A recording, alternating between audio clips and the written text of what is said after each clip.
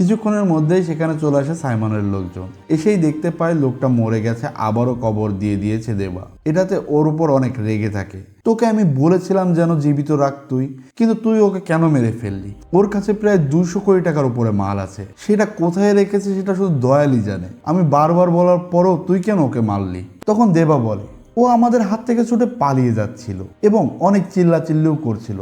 পাশেই তো পুলিশের হেডকোয়ার্টার, যদি পুলিশ জানতে পারতো তাহলে ঝামেলায় পড়তে হতো সবাইকে। এজন্যই আমি ওকে মেরে ফেলেছি। আবার তারপরেই দেবাকে গাড়িতে করে নিয়ে চলে আসে সাইমনের পার্টিতে। এই কাজটা করাই দেবার উপর অনেক খুশি হয়ে যায় সাইমন। সাথে সাথে ল্যাপটপ হাতে সাইমনের একজন লোক আসে আর সেটাতে একটা ভিডিও চালু করে দেয়। দেখা যায় সেই ভিডিওতে রাজশেখরকে মারছিল দয়াল। এটা দেখে তো অনেক বড় শক খেয়ে যায় দেবা।